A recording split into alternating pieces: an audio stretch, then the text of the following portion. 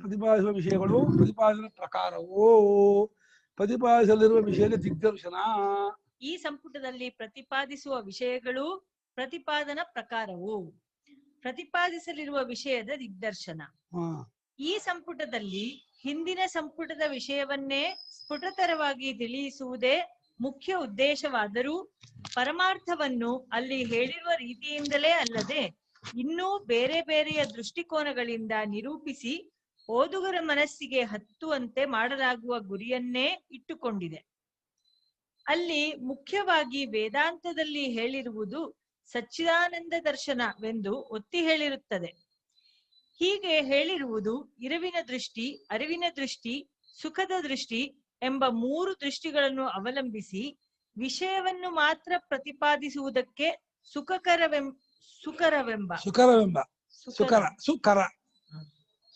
ಅಲ್ಲ ಸುಲಭ ಅಂತ ಮಾಡೋದು ಸುಲಭ, ಮಾಡೋದು ಕರನ್ನ ಮಾಡೋದು, ಸುಕರ ಸುಲಭವಾಗಿ ಮಾಡೋದು.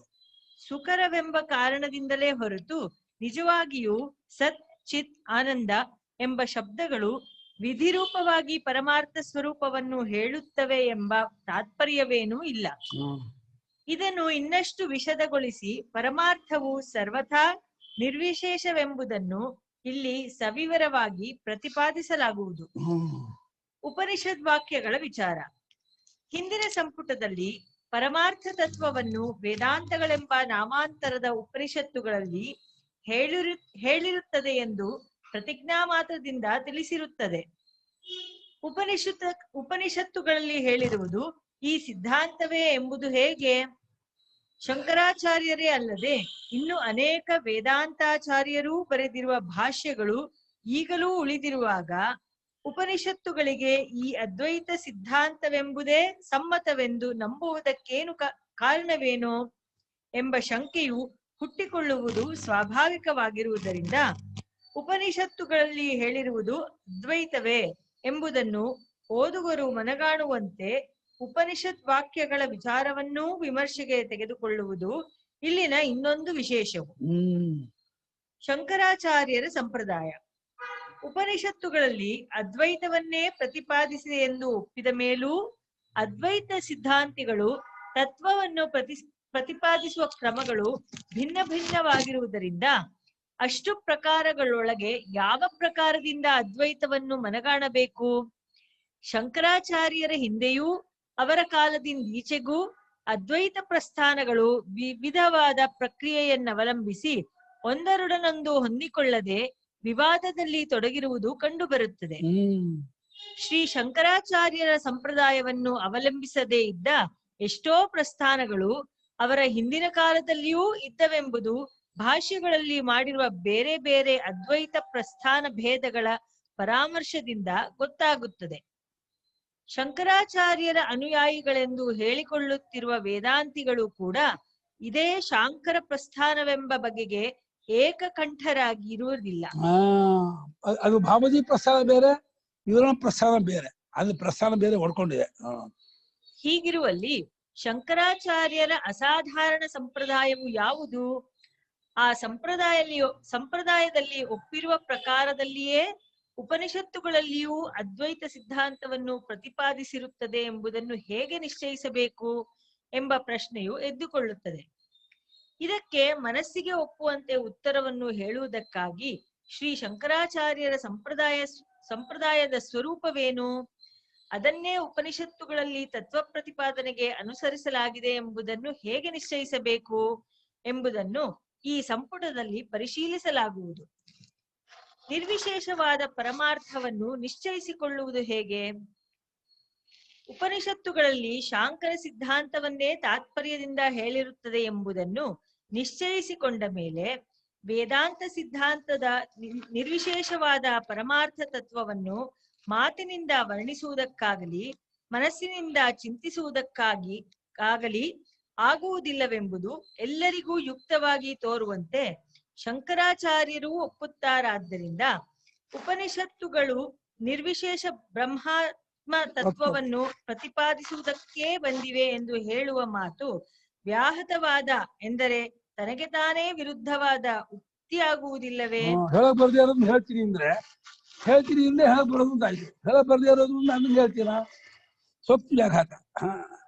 ವಿವೇಕಿಯಾದ ಯಾವ ಮನುಷ್ಯನೂ ತನ್ನ ತಾಯಿ ಬಂಜೆ ಎಂದು ಹೇಳಲಾರನು.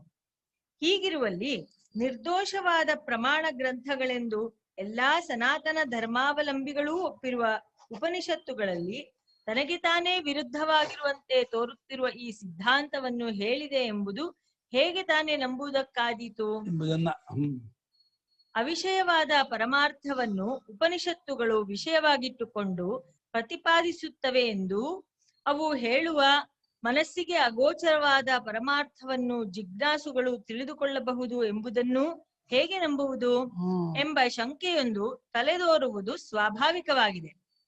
ಆದ್ದರಿಂದ ಈ ಶಂಕೆಗೆ ಸಮಾಧಾನವಾಗಿ ನಿರ್ವಿಶೇಷವಾದ ತತ್ವವನ್ನು ಉಪನಿಷತ್ತುಗಳು ತಿಳಿಸುವವೆಂಬುದು ವ್ಯಾಹತೋಕ್ತಿ ಅಲ್ಲವೆಂದೂ ತಿಳಿಸುವುದಕ್ಕೆ ಅವಲಂಬಿಸಬಹುದಾದ ಪ್ರಕಾರವೊಂದು ಇದೆಯೆಂದೂ ತೋರಿಸಿಕೊಡುವುದು ಈ ಸಂಪುಟದ ಪ್ರತಿಪಾದ್ಯ ವಿಷಯದಲ್ಲಿ ಅಡಕವಾಗಿರುತ್ತದೆ. ಉಪನಿಷತ್ತುಗಳಲ್ಲಿ ಅವಲಂಬಿಸಿರುವ ಅಧ್ಯಾರೋಪಾಪವಾದ ಪ್ರಕ್ರಿಯೆ. ಉಪನಿಷತ್ತುಗಳಲ್ಲಿ ಹೇಳಿರುವ ಬ್ರಹ್ಮಾತ್ಮ ತತ್ವವನ್ನು ಪ್ರತಿಪಾದಿಸುವುದಕ್ಕೆ ಬಳಸಿಕೊಂಡಿರುವ ಪ್ರಕ್ರಿಯೆಗೆ ಅಧ್ಯಾರೋಪಾಪವಾದ ಪ್ರಕ್ರಿಯೆ ಎಂದು ಹೆಸರನ್ನಿಟ್ಟು ಶ್ರೀ ಶಂಕರಾಚಾರ್ಯರ ಸಂಪ್ರದಾಯದಲ್ಲಿ ಉಪನಿಷತ್ ವಾಕ್ಯಗಳ ಅರ್ಥವನ್ನು ಮುಖ್ಯವಾಗಿ ಆ ಪ್ರಕ್ರಿಯೆಯ ಅವಲಂಬನೆಯಿಂದಲೇ ನಿಶ್ಚಯಿಸಲಾಗಿದೆ. 1ನೆಯ ಸಂಪುಟದಲ್ಲಿ ಹೇಳಿರುವ ಅವಸ್ಥಾತ್ರಯ ಪ್ರಕ್ರಿಯೆಯು ಆ ಪ್ರಧಾನ ಪ್ರಕ್ರಿಯೆಯಲ್ಲಿ ಒಂದು ಅವಾಂತರ ಭೇದವು ಮಾತ್ರವೇ 1ನೆಯ ಸಂಪುಟದ ಪೀಠಿಕೆಯಲ್ಲಿ ಪ್ರತಿಪಾದಿಸಲಾಗಿದೆ. ಅವಸ್ಥಾತ್ರಯ ಪ್ರಕ್ರಿಯೆಯನ್ನು ಕೈಬಿಟ್ಟರೂ ಬೇರೊಂದು ಪ್ರಕ್ರಿಯೆಯಿಂದ ಪರಮಾರ್ಥ ತತ್ವವನ್ನು ನಿರೂಪಿಸುವುದು ಶಕ್ಯವೇ ಎಂಬ ಶಂಕೆಗೆ ಪರಿಹಾರವಾಗಿ ಇಲ್ಲಿ ಅಧ್ಯಾರೋಪಾಪವಾದ ಪ್ರಕ್ರಿಯೆಯೇ ಉಪನಿಷತ್ತುಗಳಲ್ಲಿ ನಿರ್ವಿಶೇಷವಾಗಿರುವ ಪರಮಾರ್ಥ ತತ್ವವನ್ನು ಬೋಧಿಸುವುದಕ್ಕೆ ಅನುಸರಿಸಿರುವ ಪ್ರಧಾನ ಪ್ರಕ್ರಿಯೆ ಎಂಬುದನ್ನು ಸ್ವೀಕರಿಸಿ ಮಿಕ್ಕ ಪ್ರಕ್ರಿಯೆಗಳೆಲ್ಲವೂ ಈ ಪ್ರಕ್ರಿಯೆಯ ಒಳಭೇದಗಳು ಹೇಗೆಂಬುದನ್ನು ತಿಳಿಸಬೇಕೆಂಬುದು ಈ ಸಂಪುಟದ ಒಂದು ಗುರಿಯಾಗಿರುತ್ತದೆ. ಎಲ್ಲ ಪ್ರಕ್ರಿಯೆ ಹಾಗಾದ್ರೆ ಅಧ್ಯಾತ್ಮದ ಪ್ರಕ್ರಿಯೆನೂ ಬಾಕಿ ಪ್ರಕ್ರಿಯೆಯನ್ನು ತೆಗೆದು ಅಷ್ಟು ಇಲ್ಲಪ್ಪ ಇಲ್ಲಿ ಆ ವಿಚಾರ ಮಸ್ಬಿಟ್ಟಿದ್ದಾರೆ ಅಂತ ಹೇಳ್ಬೇಕು ಅಂದ್ಕೊಂಡಿದ್ದು ಹೇಳಿ. ಪ್ರಕ್ರಿಯೆ ಅಂದ್ರೆ ತತ್ವವನ್ನು ಗೊತ್ತು ಮಾಡ್ಕೊಳ್ಳೋಕೋಸ್ಕರವಾಗಿ ಒಂದು ಪದವನ್ನು ಹುಟ್ಟಾಕೋದು. ಆ ಪದಕ್ಕೆ ಅದು ಅರ್ಥ ಅಲ್ಲ ಅಂದ್ರೆ ಇನ್ನೊಂದು ತಪ್ಪರ್ಸ ಬಿಡ್ಸಕ್ ಒಂದು ಪದ ಹುಟ್ಟಾಕೋದು, ಅದರಲ್ಲೂ ತಪ್ಪರ್ಥ ಇದೆ. ಆ ತಪ್ಪರ್ಸ ಇನ್ನೊಂದು ಪದದಿಂದ ತೆಗೆದಾಕ್ತಾರೆ. ಸದ್ಯಕ್ಕೆ ಒಂದು ಪದದಿಂದ ಇನ್ ಯಾವ್ದೋ ಪದದಿಂದ ಬರೋ ತಪ್ಪರ್ಸನ್ ತೆಗೆದು ಈ ಪದದಿಂದ ಬರುವಂತ ತಪ್ಪರ್ಸ ಇನ್ನೊಂದು ಪದ ಹಾಕೊಂಡು ಅದರಿಂದ ಕೆಲವೊಂದು ತೆಗೆದು ಅದರಿಂದ ಬರೋ ತಪ್ಪರ್ಥವನ್ನ ಇನ್ನೊಂದು ಕಳೆದು ಕೊನೆ ಎಲ್ಲಾ ತಪ್ಪರ್ಥವನ್ನು ಕಳೆಯುವಂತ ನೇಚಿ ಮೂಲಕವಾಗಿ ಉಪದೇಶ ಮಾಡೋದು ವೇದಾಂತದ ಒಂದು ಕ್ರಮ. ಅದು ಸತ್ಚಿತ್ ಆನಂದದಲ್ಲಿ ಎಷ್ಟು ಚೆನ್ನಾಗಿ ಬಂದಿದೆ ಅಲ್ವಾ, ಎಷ್ಟು ಚೆನ್ನಾಗಿ ಬೆಳೆದ. ಹೌದು, ಬಿಡಿಸಿದಾರಲ್ಲ, 3ಕ್ಕೂ ಶಕ್ತಿ ತಗೊಂಡಿದ್ದಾರೆ. ಇದನ್ನ ಏನ್ ಬರೋದು, ಇನ್ನು ಚಿತ್ತ ಏನ್ ಮಾಡುತ್ತೆ, ಚಿತ್ತದ ಆನಂದ ಏನ್ ಮಾಡುತ್ತೆ, ತುಂಬಾ ಚೆನ್ನಾಗಿದೆ. ಇತರ ದರ್ಶನಗಳ ಪರಿಶೀಲನೆ. ವೇದಾಂತ ದರ್ಶನದ ಅಸಾಧಾರಣ ಸ್ಥಾನ. ಇತರ ದರ್ಶನಗಳ ಪರಿಶೀಲನೆ. ಶಾಂಕರ ಪ್ರಸ್ಥಾನದಲ್ಲಿ ಹೇಳಿರುವ ಅದ್ವೈತ ದರ್ಶನ ಮತ್ತು ಅದರಲ್ಲಿ ವಿವರಿಸಲಾಗಿರುವ ಅಧ್ಯಾರೋಪಾಪವಾದ ಪ್ರಕ್ರಿಯೆ ಇವೆರಡನ್ನೂ ಮನಗಾಣಿಸಿದ ಮೇಲೂ ಕೆಲವರಿಗೆ ಒಂದು ಶಂಕೆಯು ಉಂಟಾಗಬಹುದು. ವೇದಾಂತದಂತೆಯೇ ನಮ್ಮ ದೇಶದಲ್ಲಿ ಸಾಂಖ್ಯ, ಯೋಗ, ನ್ಯಾಯ, ವೈಶೇಷಿಕ, ಪೂರ್ವಮೀಮಾಂಸೆ ಎಂಬ ಆಸ್ತಿಕ ದರ್ಶನಗಳೂ ಕೆಲವು ಇವೆ. ಅವು ವೇದದ ಪ್ರಾಮಾಣ್ಯವನ್ನು ಒಂದು ಬಗೆಯಲ್ಲಿ ಪ್ರಮಾಣವಾಗಿ ಒಪ್ಪಿಕೊಂಡಿವೆ. ಅವು ತಮ್ಮ ತಮ್ಮ ದರ್ಶನಕ್ಕೆ ಸಹಾಯಕವಾದ ತರ್ಕವನ್ನು ಉಪಯೋಗಿಸಿಕೊಂಡಿರುತ್ತವೆ. ಅವುಗಳಲ್ಲಿ ಯಾವುದಾದರೊಂದು ದರ್ಶನದವರ ಸಿದ್ಧಾಂತವೋ ಅಥವಾ ಅವುಗಳಲ್ಲಿರುವ ಕೆಲವು ವಾದಗಳೋ ಉಪನಿಷತ್ತುಗಳಿಗೆ ಸಮ್ಮತವಾಗಿ ಏತಕ್ಕೆ ಇರಬಾರದು? ವೇದ ಪ್ರಾಮಾಣ್ಯವನ್ನೊಪ್ಪದ ಬೌದ್ಧ, ಜೈನ ದರ್ಶನಗಳು ತರ್ಕವನ್ನು, ಅನುಭವವನ್ನು ಆಧಾರವಾಗಿಟ್ಟುಕೊಂಡು ತಮ್ಮ ತಮ್ಮ ಸಿದ್ಧಾಂತಗಳನ್ನು ವಿವರಿಸುತ್ತವೆ. ಅವುಗಳ ದೃಷ್ಟಿಕೋನಗಳಿಂದ ನೋಡಿದಾಗ ವೇದಾಂತ ದರ್ಶನವೂ ಒಂದು ಪಂಗಡದ ಜನರ ಮನಸ್ಸಿಗೆ ಒಗ್ಗುವ ಸಿದ್ಧಾಂತವನ್ನು ಸಮರ್ಪಿಸಿರುತ್ತದೆಯಾದರೂ ಮಿಕ್ಕ ದರ್ಶನಗಳನ್ನೇಕೆ ಕಡೆಗಣಿಸಬೇಕು?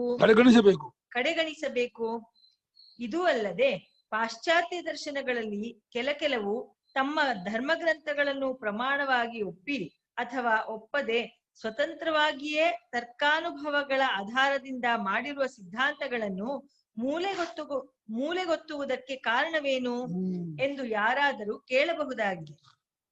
ಇತರ ದರ್ಶನಗಳಿಗೆಲ್ಲ ಪರಿಹಾರವಾಗಿ ಸಾಂಖ್ಯ ಯೋಗ ನ್ಯಾಯ ವೈಶೇಷಿಕಾದಿ ಆಸ್ತಿಕ ದರ್ಶನಗಳನ್ನು, ಬೌದ್ಧ ಜೈನಾದಿ ರೂಪವಾದ ಅವೈದಿಕ ದರ್ಶನಗಳನ್ನು, ಪಾಶ್ಚಾತ್ಯರ ಯುಕ್ತಿ ಪ್ರಧಾನವಾದ ಬೇರೆ ಬೇರೆಯಾದ ದರ್ಶನಗಳನ್ನು ಪರಿಶೀಲಿಸಿ ಅವುಗಳಿಂದ ಸ್ವೀಕರಿಸಬಹುದಾದ ಗುಣಾಂಶವನ್ನು, ಪೂರ್ಣಾನುಭವಕ್ಕೂ ಅದಕ್ಕನುಗುಣವಾದ ತರ್ಕಕ್ಕೂ ವಿರುದ್ಧವಾಗಿರುವ ದೋಷಗಳನ್ನು ಸಂಕ್ಷೇಪವಾಗಿ ತಿಳಿಸುವುದು ಈ ಸಂಪುಟದ ಒಂದು ಅಲ್ಲ. ಸ್ವಾಮಿಗಳಲ್ಲಿ ಸಾಂಖ್ಯ ಯೋಗ ವೈಶೇಷಿಕ ಆಸ್ತಿಕ ದರ್ಶನ ಇದ್ದಾರೆ. ಸೂತ್ರವಾಸಿ ಒಪ್ಪಿದ ಆಸ್ತಿಕ ದರ್ಶನ ಅಂತ ಅವ್ರು ವೇದ ಪ್ರಮಾಣಕರಲ್ಲ. ಮೇಲೂ ಸಲ ಸಾಂಖ್ಯ ಯೋಗ ಎಂಬ ಆಸ್ತಿಕ ದರ್ಶನಗಳು ಕೆಲವಿದೆ ಎಂದಿದ್ದಾರೆ. ಅವರು ಕೆಲವು ಅಲ್ಲಿ ಈಶ್ವರನ ಒಪ್ಪುವರು ಕೆಲವರು ಇದ್ದಾರೆ, ಈಶ್ವರನ ಒಪ್ಪದೇವರು ಇದ್ದಾರೆ, ವೇದ ಪ್ರಮಾಣಕರಲ್ಲದೇವರು ಇದ್ದಾರೆ. ಅವ್ರು ವೇದ ಪ್ರಮಾಣ ಒಂದು ಬಗೆಯಲ್ಲಿ ಪ್ರಮಾಣ ಒಪ್ಕೊಂಡಿದ್ದಾರೆ. ಒಂದು ಬಗೆಯಲ್ಲಿ ಅಂದ್ರೆ ತಮಗೆ ಎಷ್ಟು ಬೇಕೋ ಅಷ್ಟು ಅಂಶ ಒಪ್ಕೊಂಡಿದ್ದಾರೆ, ಬಾಕಿ ಅಂಶ ವೇದ ಪ್ರಮಾಣ ಮಾಡಿದ್ದಾರೆ. ಕೆಲವು ವೇದವನ್ನು ಅವರು ಪ್ರಮಾಣ ಮಾಡಿದ್ದಾರೆ.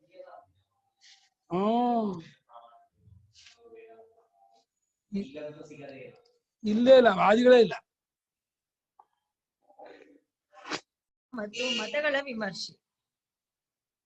ವೇದಾಂತ ಸಿದ್ಧಾಂತವನ್ನು ಅಂಗೀಕರಿಸಿರುವ ಸನಾತನ ವೈದಿಕ ಮತವಲ್ಲದೆ ಆಗಮಾದಿಗಳ ಅವಲಂಬನದಿಂದ ಹೊರಬರುವ ವೀರಶೈವಾದಿ ಮತಗಳು ನಮ್ಮ ದೇಶದಲ್ಲಿ ಪ್ರಚಾರದಲ್ಲಿದೆ. ಆಗಮ ಬಲ ಅಂದ್ರೆ ಇದು ಸಂತ್ರಾಗಮ, ಶೈವಾಗಮ. ಬೌದ್ಧ, ಜೈನ, ಪಾರ್ಸಿ, ಇಸ್ಲಾಂ, ಯಹೂದಿ, ಕ್ರಿಶ್ಚಿಯನ್ ಮುಂತಾದ ಮತಗಳ ಅನುಯಾಯಿಗಳು ಈ ದೇಶದಲ್ಲಿರುತ್ತಾರೆ. ಹಿಂದೂ ಮತಗಳಂತೆಯೇ ಆ ಮತಗಳವರು ದೈವ ಭಕ್ತಿ, ಪರಲೋಕ ಮುಂತಾದವುಗಳನ್ನು, ದೇವರ ಪ್ರಾರ್ಥನೆಯೇ ಮುಂತಾದ ಆಚಾರಗಳನ್ನು ಬೋಧಿಸುತ್ತಾರೆ. ಆ ಮತಗಳಿಗೆ ಬೇರೆ ಬೇರೆಯ ಧರ್ಮ ಗ್ರಂಥಗಳು ಪ್ರಮಾಣವಾಗಿರುತ್ತವೆ.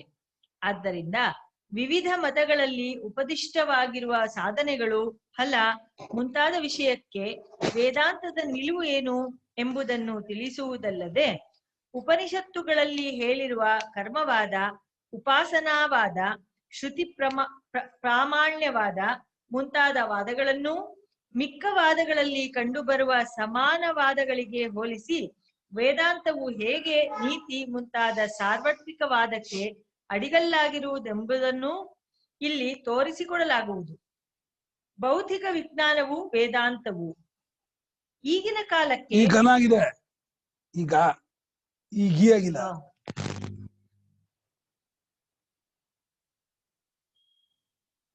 ಈಗಿನ ಕಾಲಕ್ಕೆ ಮತಗಳು ಜನರ ಮನಸ್ಸಿನ ಮೇಲೆ ಹೆಚ್ಚು ಪರಿಣಾಮಕಾರಿಗಳಲ್ಲ. ಇದಕ್ಕೆ ಭೌತಿಕ ವಿಜ್ಞಾನದಿಂದ ಮಾನವನ ನಾಗರಿಕತೆಯಲ್ಲಿ ಆಗಿರುವ ಕ್ರಾಂತಿಯೇ ಮುಖ್ಯ ಕಾರಣವಾಗಿರುತ್ತೆ. ಭೌತಿಕ ವಿಜ್ಞಾನದಿಂದ ಕಾದಿರೋ ಕ್ರಾಂತಿ, ಈ ಸೈನ್ಸ್ನವರು ಮಾಡಿರೋ ಕ್ರಾಂತಿ.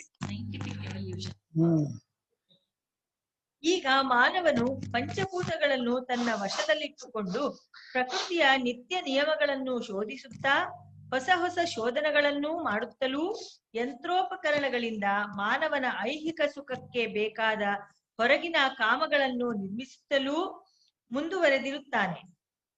ಭೌತಿಕ ವಿಜ್ಞಾನ ಶಾಸ್ತ್ರದ ಬೆಳವಣಿಗೆಯು ಆದಂತೆಲ್ಲ ಭೂಮಿ, ವಾಯು, ಸಮುದ್ರ ಇವುಗಳನ್ನೇ ಅಲ್ಲದೆ ಮಾನವನ ವಿಜಯ ಪತಾಕೆಯು ಇಲ್ಲಿ ಮಾನವನ ವಿಜಯ ಪತಾಕೆಯು ಆಕಾಶದಲ್ಲಿರುವ ಚಂದ್ರಾದಿ ಗ್ರಹಗಳಲ್ಲಿಯೂ ಹಾರುವುದಕ್ಕೆ ಮೊದಲಾಗಿರುತ್ತದೆ. ಕ್ರಮಕ್ರಮವಾಗಿ ಇಡೀ ಸೌರಮಂಡಲವನ್ನೇ ಮಾನವನು ಶೋಧಿಸಿ ವಿಶ್ವಾಮಿತ್ರ ಸೃಷ್ಟಿಯ ಅನುಕರಣವನ್ನು ಮಾಡುವಂತೆ ಕಾಣುತ್ತಿದೆ.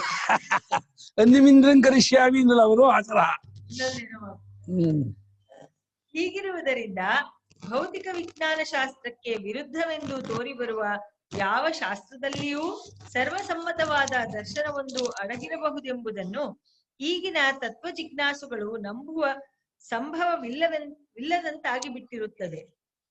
ಆದ್ದರಿಂದ ವೇದಾಂತಕ್ಕೂ ಭೌತಿಕ ವಿಜ್ಞಾನಕ್ಕೂ ಯಾವ ಸಂಬಂಧವಿದೆ?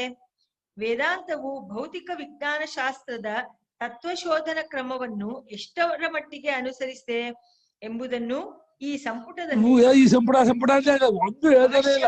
ವಿಚಾರ ಮಾಡಲಾಗುವುದು. ಎಷ್ಟು ಸಂಪುಟ ಸುಮಾರಾಗಿ ಅಜ್ಜ ಪ್ರಕ್ರಿಯೆ ಹೇಳ್ತೀವಿ ಅಂದ್ರು, ಬೇರೆ ಬೇರೆ ಪ್ರಕ್ರಿಯೆ ಹೇಳ್ತೀವಿ. ಅದ್ರ ಮುಂದೆ ತುಂಬಾ ಹೇಳಿದ್ವು, 2ನೇ ಸಂಪುಟದಲ್ಲಿ ಮಾಡ್ತೀವಿ ವಿಚಾರ ಅಂತ 1ನೇ ಸಂಪುಟದಲ್ಲಿ ಏನ್ ಹೇಳ್ತಾರೆ ಅದ್ರಲ್ಲಿ ಇದು ಆಯ್ತು ಆಯ್ತು ತಿಳ್ಕೊಬೇಕು, ಇದ್ರಲ್ಲಿ ಆಯ್ತು ತಿಳ್ಕೊಬೇಕು. ಮನಃಶಾಸ್ತ್ರವು ವೇದಾಂತವು. ಭೌತಿಕ ವಿಚಾರಗಳು ಬಾಹ್ಯ ಪ್ರಪಂಚಕ್ಕೆ ಒಳಪಟ್ಟಿರುವುದರಿಂದ ಅಧ್ಯಾತ್ಮ ಪ್ರಪಂಚವನ್ನು ಪ್ರಧಾನವಾಗಿಟ್ಟುಕೊಂಡಿರುವ ವೇದಾಂತಕ್ಕೆ ಭೌತಿಕ ವಿಚಾರದ ಸಾಹಸಗಳಿಂದ ಯಾವ ಆತಂಕವೂ ಬರಲಾರದೆಂದು ಹೇಗೋ ತರ್ಕಿಸಿಕೊಳ್ಳುವುದಕ್ಕೆ ವಿಚಾರ ಕುಶಲರು ಒಪ್ಪಲೂಬಹುದು. ಆದರೆ ಈಗ ಆಧುನಿಕ ವಿಜ್ಞಾನ ಶಾಸ್ತ್ರವು ಮನೋವಿಜ್ಞಾನವನ್ನು ತನ್ನ ಕ್ಷೇತ್ರದಲ್ಲಿಯೇ ಅಡಕ ಮಾಡಿಕೊಂಡು ಬಿಟ್ಟಿರುತ್ತದೆ. ಮನಸ್ಸಿನ ಸ್ವರೂಪವನ್ನು, ವ್ಯಾಪಾರಗಳನ್ನು ಶೋಧ ಮಾಡಿ ಅದರ ಅದ್ಭುತ ಸ್ವಭಾವವನ್ನು ಕೂಡ ಪರಿಶೋಧಿಸಲಾಗಿದೆ. ಮನೋರೂಪಗಳನ್ನು ವ್ಯಾಪಿಸಿರುವ ಕಲಾ ಕೌಶಲವಾಗಿರುವ ನಮ್ಮ ಯೋಗಶಾಸ್ತ್ರ, ಮಂತ್ರಶಾಸ್ತ್ರ ಮುಂತಾದವುಗಳ ಕ್ಷೇತ್ರದೊಳಗೂ ಪ್ರವೇಶಿಸಿ ಹೊಸ ಹೊಸ ಶೋಧನೆಗಳನ್ನು ಮಾಡಿ ವಿಜ್ಞಾನಿಗಳು ಜನರನ್ನು ಬೆರಗುಗೊಳಿಸುತ್ತಿದ್ದಾರೆ. ಹೀಗಿರುವುದರಿಂದ ವೇದಾಂತದಲ್ಲಿ ಉಪದಿಷ್ಟವಾಗಿರುವ ಮನಃಸ್ವಭಾವ ವಿಜ್ಞಾನಕ್ಕೂ ಆಧುನಿಕ ಮನಃಶಾಸ್ತ್ರಕ್ಕೂ ಏನಾದರೂ ಸಂಬಂಧವಿದೆಯೇ? ಮನಃಶಾಸ್ತ್ರದಲ್ಲಿ ತತ್ವಶೋಧಕರು ಹೊಸದಾಗಿ ಕಂಡು ಹಿಡಿದಿರುವ ನಿಯಮಗಳಿಗೆ ಏನಾದರೂ ಎಲ್ಲೆ ಕಟ್ಟಿದೆಯೇ? ವೇದಾಂತದಲ್ಲಿರುವ ಮನೋವಿಷಯಕ ವಿಜ್ಞಾನವು ಈಗಲೂ ತತ್ವ ವಿಚಾರಕ್ಕೆಲ್ಲ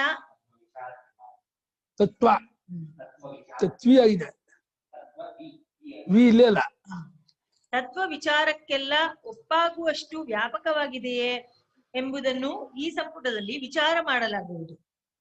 ತರ್ಕದ ಸ್ಥಾನವನ್ನು ನಿರ್ಧರಿಸುವುದು. ಆಸ್ತಿಕ ದರ್ಶನಗಳವರು, ಅವೈದಿಕ ದರ್ಶನಗಳವರು ತಮ್ಮ ತಮ್ಮ ಸಿದ್ಧಾಂತಕ್ಕೆ ಅನುಗುಣವಾದ ತರ್ಕವನ್ನೇ ಉಪಯೋಗಿಸಿರುತ್ತಾರೆ. ಮತಗಳು ತಮ್ಮ ತಮ್ಮ ಧರ್ಮ ಗ್ರಂಥಗಳಲ್ಲಿರುವ ಉಪದೇಶಗಳಿಗನುಗುಣವಾದ ತರ್ಕವನ್ನು ಉಪಯೋಗಿಸಿರುತ್ತವೆ. ಆ ತರ್ಕಗಳಲ್ಲೆಲ್ಲ ವೇದಾಂತೋದಿತ ತರ್ಕವೇ ಪರಮಾರ್ಥದ ನಿಶ್ಚಯಕ್ಕೆ ಅನುಕೂಲವಾಗಿರುವ ತರ್ಕವೆಂದು ನಿರ್ಧರಿಸುವುದಕ್ಕೆ ಕಾರಣವೇನು? ತರ್ಕಗಳಲ್ಲಿರುವ ಪ್ರಭೇದಗಳೆಷ್ಟು? ಅವುಗಳಲ್ಲಿ ಕುತರ್ಕವು ಯಾವುದು, ಸತ್ತರ್ಕವು ಯಾವುದು ಎಂದು ನಿರ್ಧರಿಸುವುದಕ್ಕೆ ಯಾವ ಅಳತೆಗೋಲನ್ನು ಹೇಗೆ ಉಪಯೋಗಿಸಿಕೊಳ್ಳಬೇಕು ಎಂಬಿವೇ ಮೊದಲಾದ ವಿಷಯಗಳನ್ನು ವಿಮರ್ಶಿಸಿ ತರ್ಕದ ವಿಷಯದಲ್ಲಿ ವೇದಾಂತ ದರ್ಶನಕ್ಕಿರುವ ಅಸಾಧಾರಣ ಸ್ಥಾನವನ್ನು ಗೊತ್ತು ಮಾಡುವುದು ಇಲ್ಲಿ ಒಂದು ಗುರಿಯಾಗಿರುತ್ತದೆ. ಆನಂದ ಮೀಮಾಂಸೆಯೂ ಈ ಸಂಪುಟಕ್ಕೆ ವಿಷಯ. ಅಯ್ಯಪ್ಪ, ಪರಮಾರ್ಥವು ಸಚ್ಚಿದಾನಂದವೆಂದು ಹಿಂದಿನ ಸಂಪುಟದಲ್ಲಿ ಪ್ರತಿಪಾದಿಸಿರುವುದನ್ನು ನಿರ್ಮಲಗೊಳಿಸುವುದಕ್ಕಾಗಿ ಆನಂದದ ತತ್ವವನ್ನು ನಿರ್ಣಯಿಸುವುದು ಅವಶ್ಯವಾಗಿದೆ.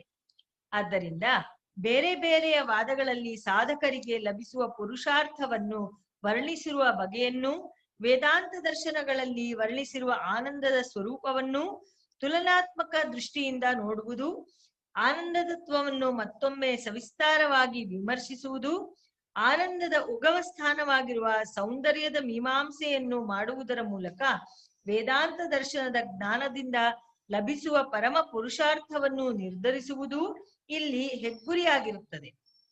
ಇದೇ ಸಂಬಂಧದಿಂದ ಉಪನಿಷತ್ತುಗಳಲ್ಲಿ ಪ್ರತಿಪಾದಿತವಾಗಿರುವ ಉಪದೇಶಗಳನ್ನು, ಅವುಗಳಿಂದ ದೊರಕುವ ಫಲಗಳನ್ನು ವಿವರಿಸಿ ಮತಾಂತರಗಳಲ್ಲಿ ವಿವರಿಸಿರುವ ಪರಲೋಕ ವಿಚಾರಕ್ಕೂ ವೇದಾಂತದಲ್ಲಿ ಹೇಳಿರುವ ಪರಮಾರ್ಥಕ್ಕೂ ಇರುವ ವೈಲಕ್ಷಣ್ಯವನ್ನು, ಆ ಪರಲೋಕ ಸುಖಕ್ಕೂ ಪರಮ ಪುರುಷಾರ್ಥವಾದ ಆನಂದಕ್ಕೂ ಇರುವ ವೈಲಕ್ಷಣ್ಯವನ್ನು ಇಲ್ಲಿ ವಿವರಿಸಲಾಗುವುದು.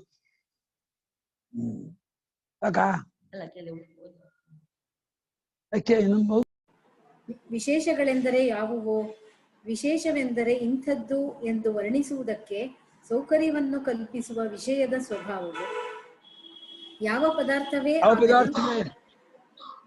ಪದಾರ್ಥವೇ ಆಗಲಿ, ಇಂಥ ದ್ರವ್ಯ, ಇಂಥ ಗುಣ, ಇಂಥ ಕ್ರಿಯೆ, ದ್ರವ್ಯ ಗುಣ ಕ್ರಿಯೆಗಳಲ್ಲಿರುವ ಇಂಥ ರಾಶಿ ಸಾಮಾನ್ಯ, ಇಂಥದ್ದೆಂದು ಕಲ್ಪಿಸುವುದಕ್ಕೆ ಸಹಾಯಕವಾದ ವಿಶೇಷ ಅಥವಾ ಇವುಗಳೊಳಗೆ ಒಂದಕ್ಕೊಂದಿರುವ ಸಂಬಂಧ ಇವುಗಳಲ್ಲಿ ಒಂದಾಗಿರಲೇಬೇಕು.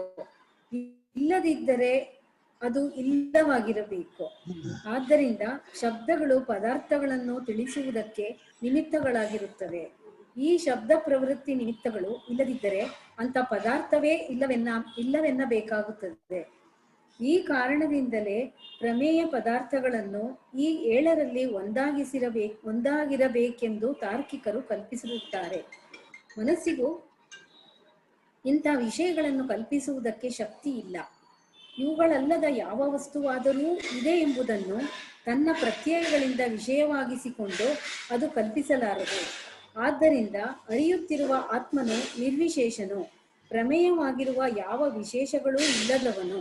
ನಿರ್ವಿಕಲ್ಪನು ಎಂದರೆ ಮನಸ್ಸಿನಿಂದ ಇಂಥದ್ದೆಂದು ವಿಕಲ್ಪಿಸುವುದಕ್ಕೆ ಬರದಂಥವನು ಎಂದು ಹೇಳಬೇಕಾಗಿದೆ. ಉಪನಿಷತ್ತುಗಳಲ್ಲಿ ಆತ್ಮನು ಸಚ್ಚಿದಾನಂದ ಸ್ವರೂಪನೆಂದು ವರ್ಣಿಸಿರುವವರ ಅಭಿಪ್ರಾಯ. ಇಲ್ಲಿ ಒಂದು ಶಂಕೆ. ಉಪನಿಷತ್ತುಗಳಲ್ಲಿ ನಿರ್ವಿಶೇಷವಾದ ಬ್ರಹ್ಮವನ್ನೇ ಹೇಳಿದೆ ಎಂದು ಹಿಂದಿನ ಸಂಪುಟದಲ್ಲಿ ತಿಳಿಸಿದೆ. ಬ್ರಹ್ಮದಲ್ಲಿ ಜಾತಿ ದ್ರವ್ಯಾದಿ ಶಬ್ದ ಪ್ರವೃತ್ತಿ ನಿಮಿತ್ತಗಳಿಲ್ಲದ್ದರಿಂದ ಅದು ನಿರ್ವಿಶೇಷವೇ ಆಗಿದೆ ಎಂದು ಅಲ್ಲಿ ಪ್ರತಿಪಾದಿಸಲಾಗಿದೆ. ಈ 2 ವಾಕ್ಯಗಳು ಒಂದಕ್ಕೊಂದು ವಿರುದ್ಧವಲ್ಲವೇ? ಸಚ್ಚಿದಾನಂದಗಳೆಂಬ ಶಬ್ದಗಳಿಂದ ಹೇಳುವುದಕ್ಕೆ ಬರುತ್ತದೆ ಎಂದೂ ಹೇಳಿ, ಯಾವ ಶಬ್ದದಿಂದಲೂ ಬ್ರಹ್ಮವನ್ನು ವರ್ಣಿಸುವುದಕ್ಕೆ ಬರುವುದಿಲ್ಲವೆಂದೇ ಹೇಳುವುದು ತನಗೆ ತಾನೇ ವಿರುದ್ಧವಲ್ಲವೇ ಎಂದು ಜಿಜ್ಞಾಸುಗಳಿಗೆ ತಟ್ಟನೆ ಶಂಕೆಯು ತಲೆದೋರಿಕೊಳ್ಳುವ ಸಂಭವವಿದೆ.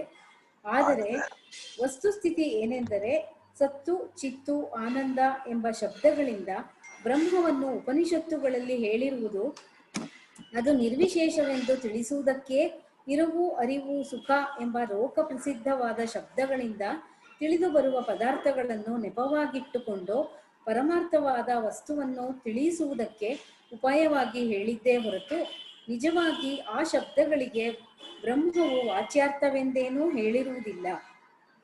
ಉದಾಹರಣೆಗೆ, ಸತ್ ಇರವು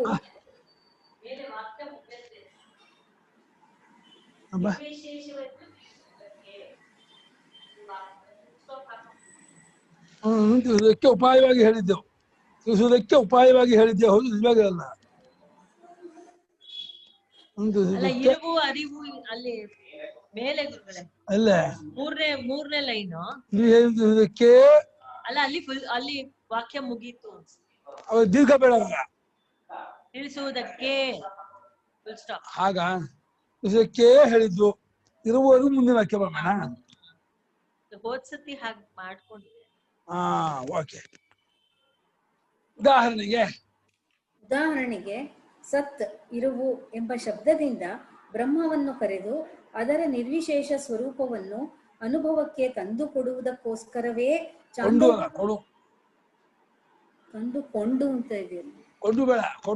ತಂದುಕೊಡುವುದಕ್ಕೋಸ್ಕರವೇ ಚಾಂದೋಗ್ಯೋಪನಿಷತ್ತಿನಲ್ಲಿ ಸದೇವ ಸೌಮ್ಯೇ ಇದಮಗ್ರ ಆಸೀತ್, ಈ ವಿಶ್ವ ಮೊದಲು ತನಗೆ ಎರಡನೆಯದಿಲ್ಲದ ಸತ್ತು ಇರುವು ಒಂದೇ ಆಗಿದ್ದಿತು ಎಂದು ಹೇಳಿರುತ್ತದೆ. ನಾಮರೂಪಗಳ ಸೃಷ್ಟಿಯಾಗುವ ಮುಂಚೆ ಬ್ರಹ್ಮ ಒಂದೇ ಇತ್ತು ಎಂಬರ್ಥದ ವಾಕ್ಯವಿದಾದ್ದರಿಂದ ಇಲ್ಲಿ ಬ್ರಹ್ಮದಲ್ಲಿ ಯಾವ ವಿಶೇಷವನ್ನಾದರೂ ಹೇಳುವುದಕ್ಕೆ ವಾಕ್ಯವೂ ಬಂದಿದೆ ಎಂದು ಕಲ್ಪಿಸುವುದಕ್ಕೆ ಎಡೆಬರುವಂತಿಲ್ಲವೆಂಬುದು ಸ್ಪಷ್ಟವೇ ಆಗಿದೆ. ಆದ್ದರಿಂದಲೇ ಈ ವಾಕ್ಯಕ್ಕೆ ಶಂಕರಾಚಾರ್ಯರು ಭಾಷ್ಯವನ್ನು ಬರೆಯುವಾಗ ಸದಿತಿ ಅಸ್ಥಿತಾ ಮಾತ್ರಂ ವಸ್ತು ಸೂಕ್ಷ್ಮಂ ನಿರ್ವಿಶೇಷಂ ಏಕಂ ನಿರಂಜನಂ ನಿರವಯವಂ ವಿಜ್ಞಾನಂ ಯದವಗಮ್ಯತೆ ಸರ್ವವೇದಾಂತೇಭ್ಯ. ಇಲ್ಲಿ ಸತ್ ಎಂಬ ಶಬ್ದದಿಂದ ಸೂಕ್ಷ್ಮವೂ ನಿರ್ವಿಶೇಷವೂ ಎಲ್ಲೆಲ್ಲಿಯೂ ವ್ಯಾಪಿಸಿರುವುದು, ಯಾವುದರ ಲೇಪವೂ ಇಲ್ಲದ್ದು, ಅವಯವಗಳಿಲ್ಲದ್ದು ಚೈತನ್ಯವೆಂದು ಎಲ್ಲ ಉಪನಿಷತ್ತುಗಳಿಂದ ನಿಶ್ಚಿತವಾಗಿರುವ ಬರೀ ಇರುವಿನ ಸ್ವರೂಪವಾದ ವಸ್ತುವೇ ಎಂದು ಹೇಳಿರುತ್ತದೆ ಎಂದು ವಿವರಣೆಯನ್ನು ಬರೆದಿರುತ್ತಾರೆ. ಇದರಂತೆ ಚಿತ್ ಅರಿವು ಎಂಬರ್ಥದ ಜ್ಞಾನ ಶಬ್ದವನ್ನು ತೈತರಿಯೋಪನಿಷತ್ತಿನ ಸತ್ಯಂ ಜ್ಞಾನಂ ಅನಂತಂ ಬ್ರಹ್ಮ, ಸತ್ಯವೂ ಜ್ಞಾನವೂ ಅನಂತವೂ ಆಗಿರುವುದು ಬ್ರಹ್ಮವು ಎಂಬ ವಾಕ್ಯ ಭಾಗದ ಭಾಷ್ಯದಲ್ಲಿ ಆಚಾರ್ಯರು ಹೀಗೆಂದು ವ್ಯಾಖ್ಯಾನ ಮಾಡಿರುತ್ತಾರೆ. ಜ್ಞಾನವೆಂದರೆ ಅರಿವು, ತಿಳಿದಿದ್ದರಿಂದಾದ ಅನುಭವ. ಇಲ್ಲಿ ಜ್ಞಾನ ಶಬ್ದವನ್ನು ಭಾವಾರ್ಥದಲ್ಲಿ ಪ್ರಯೋಗಿಸಿರುತ್ತದೆಯೇ ಹೊರತು ಅರಿಯುವಾತನು ಎಂಬರ್ಥದಲ್ಲಲ್ಲ. ಈ ವಾಕ್ಯದಲ್ಲಿ ಸತ್ಯ, ಅನಂತ ಎಂಬ ಶಬ್ದಗಳೊಡನೆ ಇದನ್ನು ಬ್ರಹ್ಮಕ್ಕೆ ವಿಶೇಷಣವಾಗಿ ಪ್ರಯೋಗಿಸಿರುವುದರಿಂದ ಹೀಗೆಂದು ನಿಶ್ಚಯಿಸಬೇಕು. ಜ್ಞಾನಕರ್ತೃವಿಗೆ ಸತ್ಯವಾಗಿರುವುದು ಅನಂತವಾಗಿರುವುದು ಸಂಭವಿಸಲಾರದಷ್ಟೇ ಅರಿಯುವ ಕರ್ತೃವಿಗೆ ಕರ್ಮವು ಮಾರ್ಪಡುತ್ತಲೇ ಇರಬೇಕಾಗುವುದರಿಂದ ನಿತ್ಯವೂ ಸತ್ಯವೂ ಕೊನೆಯಿಲ್ಲದ್ದು ಹೇಗೆ ತಾನೇ ಆದೀತು? ಈ ಭಾಷ್ಯದ ಅಭಿಪ್ರಾಯವೇನೆಂದರೆ, ಜ್ಞಾನ ಎಂಬ ಶಬ್ದಕ್ಕೆ ಅರಿಯುವಾತನು, ವಿಷಯದ ಅರಿವು, ಬರಿಯ ಫಲರೂಪವಾದ ಅರಿವು ಎಂಬ ಮೂರರ್ಥಗಳಿವೆ. ಈ ಮೂರರಲ್ಲಿ ಇಲ್ಲಿ ಪರಮಾರ್ಥ ಸತ್ಯವೂ ಮಾರ್ಪಡದೆ ನಾಶವಾಗದೇ ಇರುವ ನಿತ್ಯ ಚೈತನ್ಯವೂ ಎಂಬುದೇ ಅರ್ಥ. ಆದ್ದರಿಂದಲೇ ಇಲ್ಲಿ ಇದನ್ನು ಬ್ರಹ್ಮ ಸ್ವರೂಪವೆಂದು ಹೇಳಿ ಅದು ಸತ್ಯವೂ ಅನಂತವೂ